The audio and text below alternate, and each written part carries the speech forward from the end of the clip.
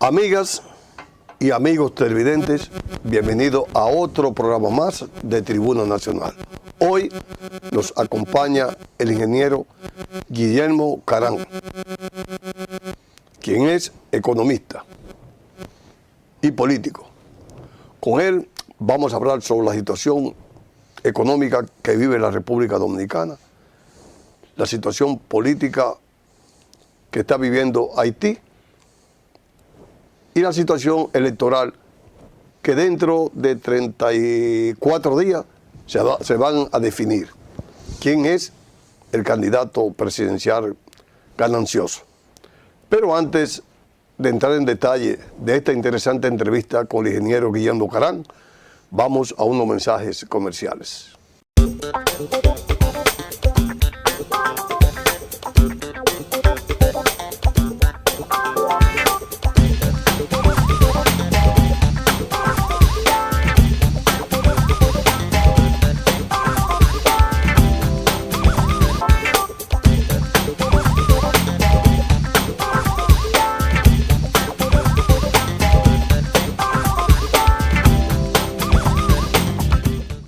Guillermo Carán, bienvenido a Tribuna Nacional.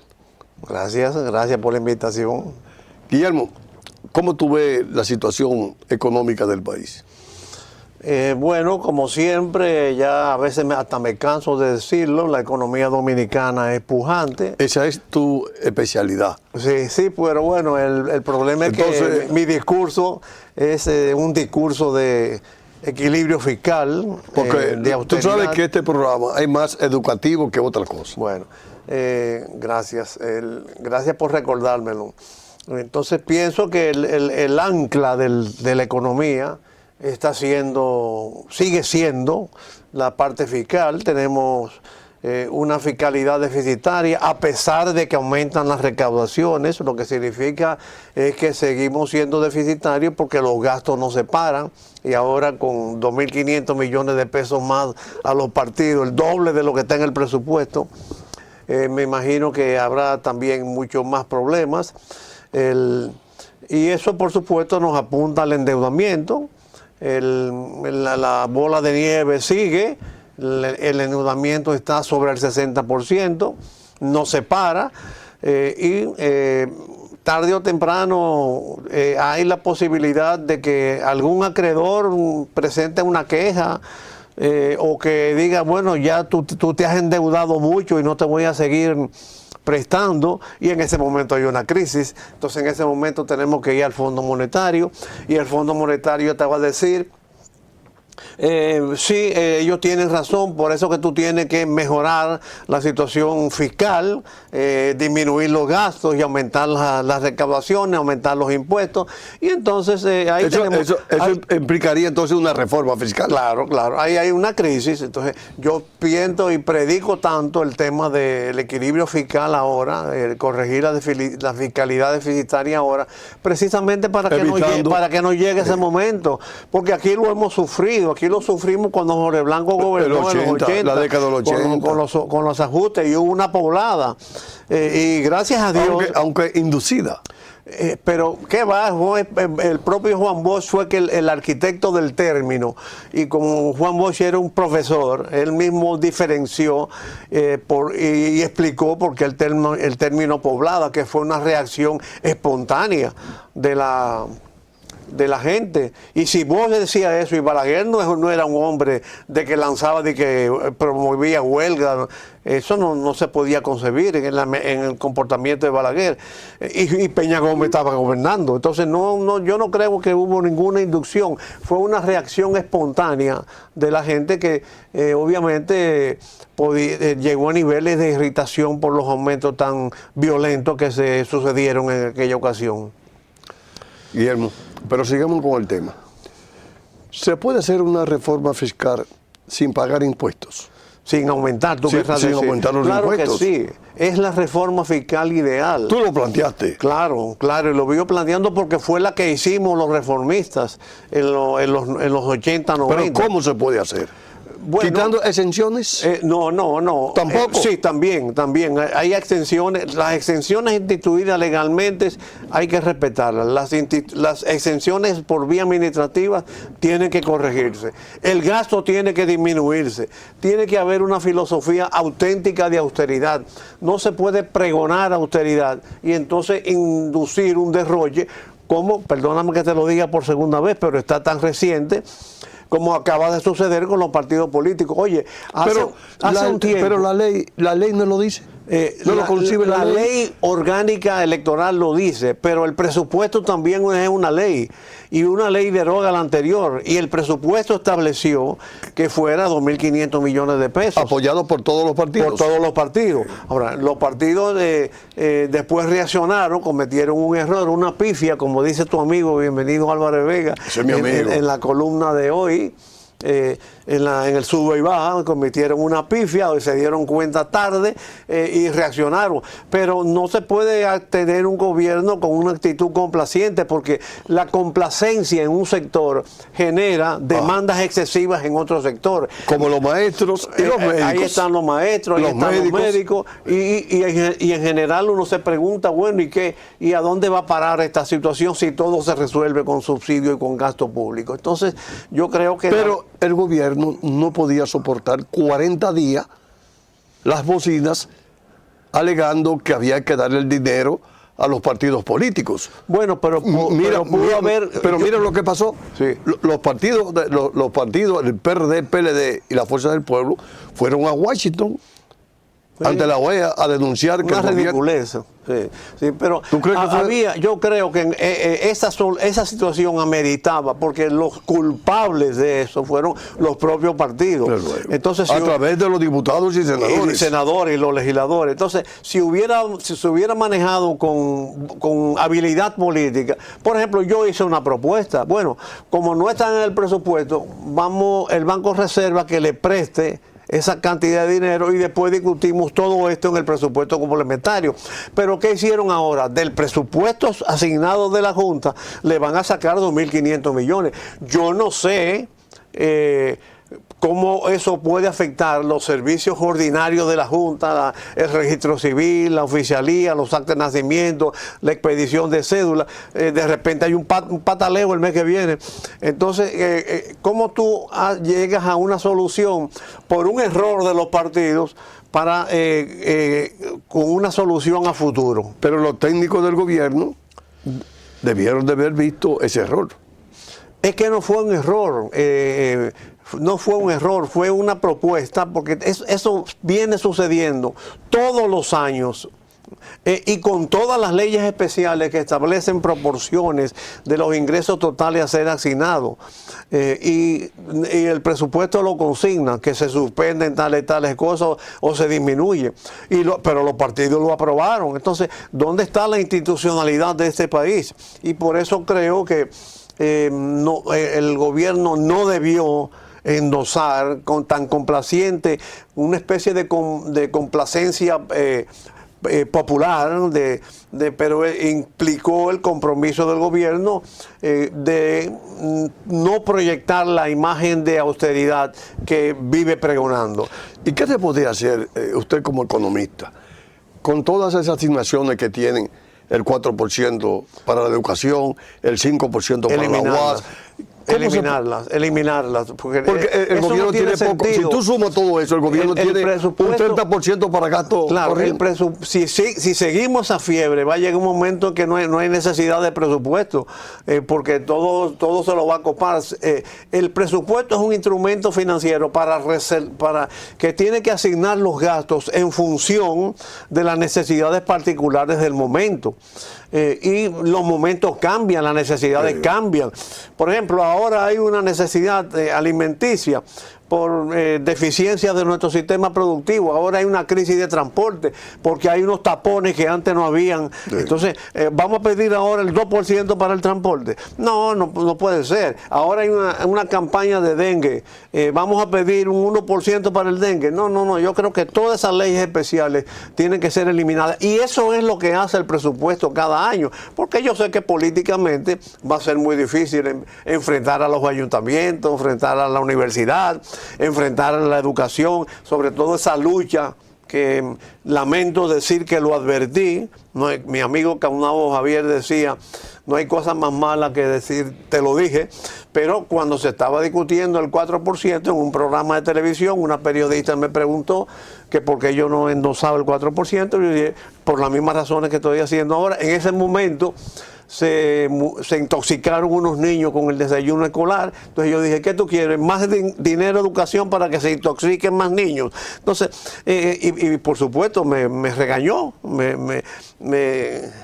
se puso una cara de tragedia que yo hasta me reí.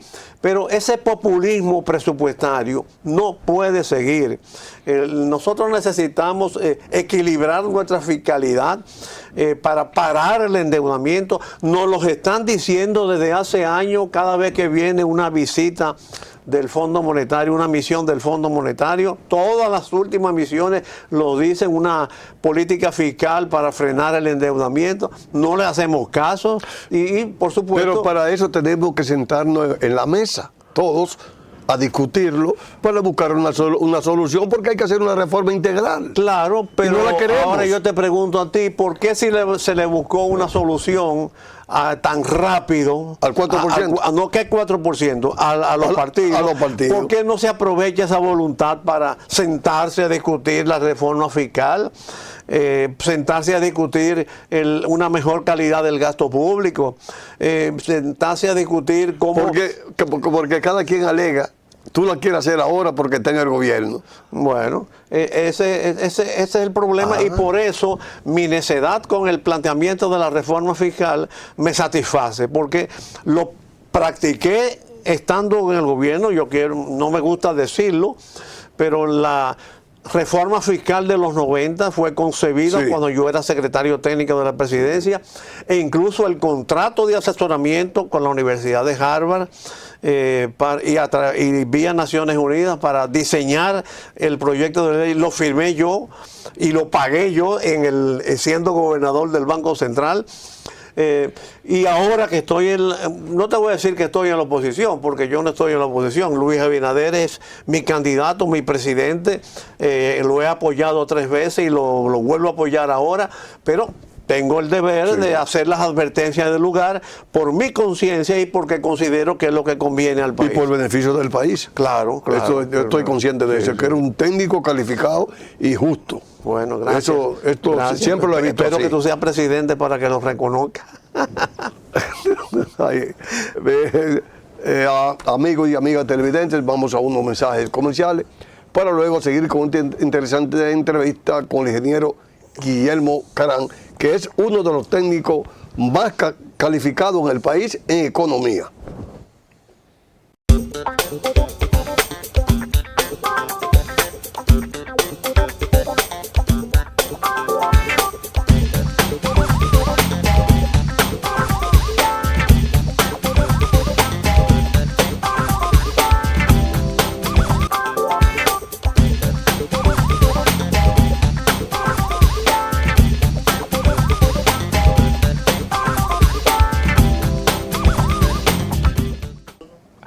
Guillermo, vamos a hablar un poquito de política, porque tú eres político, la gente cree que nada más te ven a ti como economista, ¿no? Tú fuiste vicepresidente del Partido Revolucionario Social Cristiano, el partido del Machete Verde, y tuviste que ver con el pacto de Río Piedra a raíz del golpe de Estado a Juan Bosch en el 63.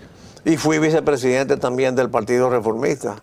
Y aspiré en la nominación presidencial del Machete Verde y la nominación vicepresidencial en el Partido Reformista. Y fui regidor electo en el 68, en las elecciones municipales del 68. Sí, es verdad que tú tienes una carrera política dilatada. Y fundador del Partido del Machete Verde. Sí, también.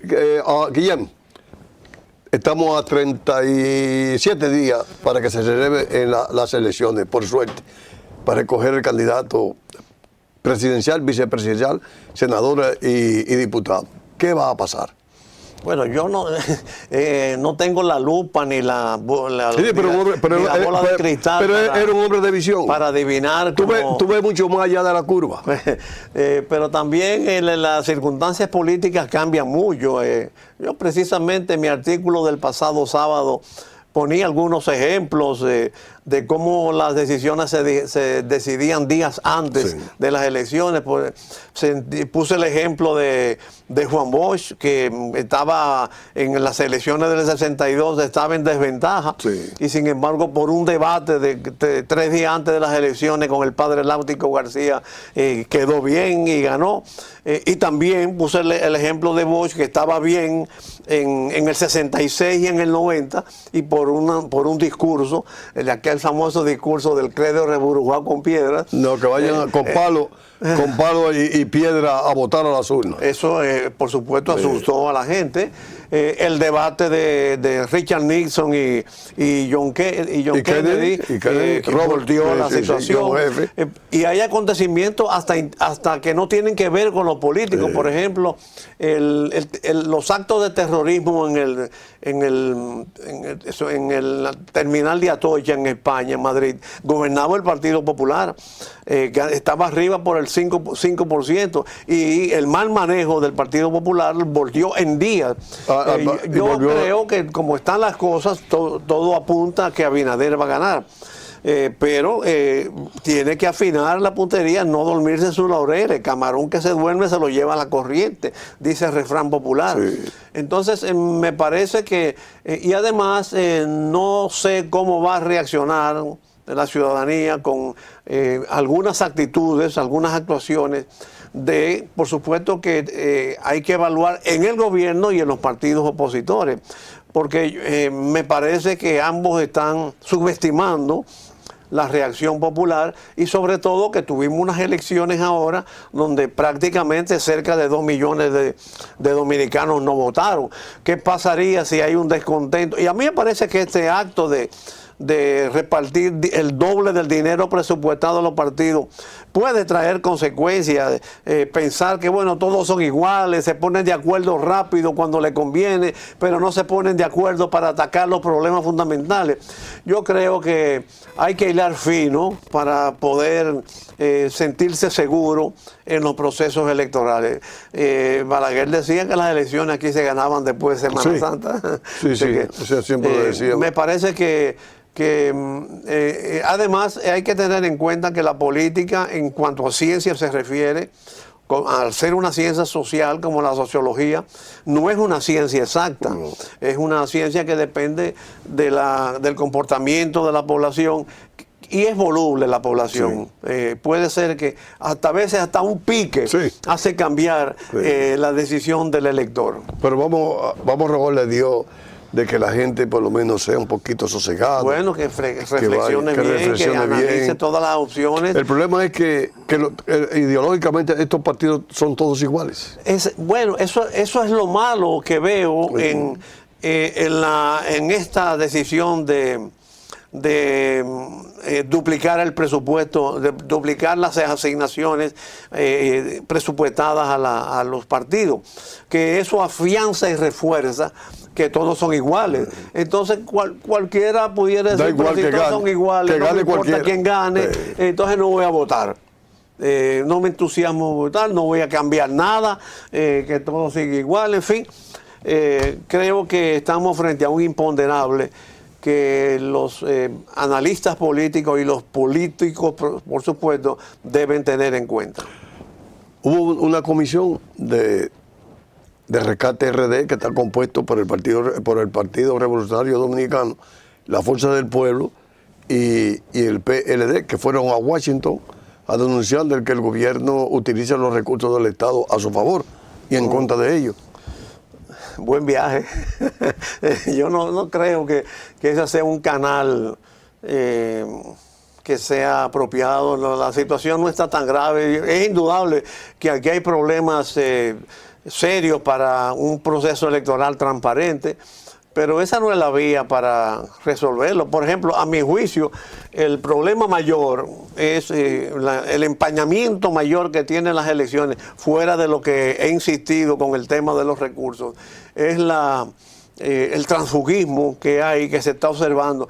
Y ahí lo que los partidos debieron hacer es presionar a la Junta Central Electoral que frene eso. Yo sé que las disposiciones legales que prohíben el transfugismo son muy limitadas, pero la Junta Central Electoral tiene una facultad constitucional de reglamentar las elecciones. Entonces, él puede reglamentar determinadas acciones que frenen ese transfugismo, y eso no es a la OEA donde hay que ir. Yo creo que hay que ir a la Junta Central Electoral. Tenemos que prestar dignidad. Esos son los errores que, bueno, yo te he señalado errores que ha cometido el gobierno, pero también la oposición vive cometiendo muchos errores. Esa es una de ellas. Yo creo que eso es un Pero paso. no es transfugismo los que se fueron del PLD para la Fuerza del Pueblo. Pero es que tú te vuelves loca, porque también primero se van para uno y después se van para otro. Hubo una candidata a síndico por San Juan de la Maguana que militó en el Partido Reformista, luego en el PLD y terminó en el PRM. Y después le echó un bolle a la gente. Bueno, yo creo que la Junta Central Electoral tiene que, tal vez sea un poco tarde para ellos, pero es que no se cumple la ley. Ellos hacen las resoluciones y luego ninguno la cumplen. Me parece que también los partidos que tienen delegados en la Junta pueden forzar a la Junta Central Electoral a que se someta a la institucionalidad. ¿Tú recuerdas en el 90 que Juan Bosch elaboró la consigna contra Balaguer de llevarlo a la legalidad? Bueno, los partidos debieron hacer eso en la Junta, y debieron hacer eso. Lo que pasa es que hay como especie de una connivencia, una complicidad. Fíjate como el presidente de la Junta Central Electoral, que es una persona muy apreciada, en el fondo se constituyó en el promotor de la gestión de los partidos. Bueno, ¿y por qué no te conviertes en el promotor para frenar este transfugismo que está deteriorando la democracia? Porque lo peor de todo es que si seguimos con esa convicción de que todos son iguales, de que da lo mismo, hay una propensión a que la abstención electoral, la indiferencia electoral se manifieste. Hay una campaña electoral insípida, insustancial. Entonces, eso puede poner en peligro la democracia. Pero hay algo, ingeniero Guillermo Carán, que cómo se justifica que los partidos políticos tengan una subvención por el Estado y también recaudan dinero del sector privado. Entonces, o toman una y dejan esta, o toman esta y dejan aquella. Fíjate que no puede ser lo más justo. lamentable de este paso de ahora, de duplicar la asignación presupuestaria. Porque cuando se reglamentó el subsidio a los partidos políticos, fue para que no tuvieran que pedir nada. Y que no penetrara el narcotráfico y el dinero ilegal y lavado. Que cuando se concibió esa ley no era tan fuerte como ahora. Así mismo es. Pero incluso aquí ha habido voces de que como parte de la autoridad de la austeridad se tiene que frenar la asignación de los partidos. Y ahora lo aumentan. Eso crea una... Además, hay partidos de esos que viven de la subvención que le dan al Estado, porque tampoco nadie la audita. ¿Qué hacen con el dinero? ¿Y para qué el dinero? Y la ley establece que tiene que dedicarlo, por ejemplo, a un porcentaje a programas educativos, un porcentaje a los gastos administrativos. Y la ley dice que también que mantengan a los dirigentes de ahí. Dice la ley. No, la ley obliga a la renovación de dirigentes. Pero que se mantengan del dinero que usted y yo aportamos a los impuestos. Hay un porcentaje que es para la administración de los partidos, la ley lo establece, sí. Y otro porcentaje... Que lo que son dirigentes hay que pagarle, eso es un sueldo. Eso sí, es que es así. Por lo menos, yo no sé si los dirigentes supremos, pero la maquinaria organizativa, administrativa de los partidos está financiado por los impuestos que tú y yo pagamos. Lamentablemente el tiempo ha sido determinante. Incluso tú estás pagando un partido que tú no estás de acuerdo. Eso mismo. Un mensaje al pueblo dominicano. Aquí y que te ven fuera. Bueno, que reflexionen bien en este proceso electoral, que ciertamente se admitan que se están cometiendo muchos errores, pero que pensemos bien cuál sería la mejor opción para que el país pudiera reencauzarse y resolver los problemas tan urgentes que estamos teniendo. Amigas y amigos televidentes, hoy estuvo con nosotros el ingeniero Guillermo Carán. A ustedes les damos las gracias y yo espero que estén conmigo en otro programa más de Tribuna Nacional.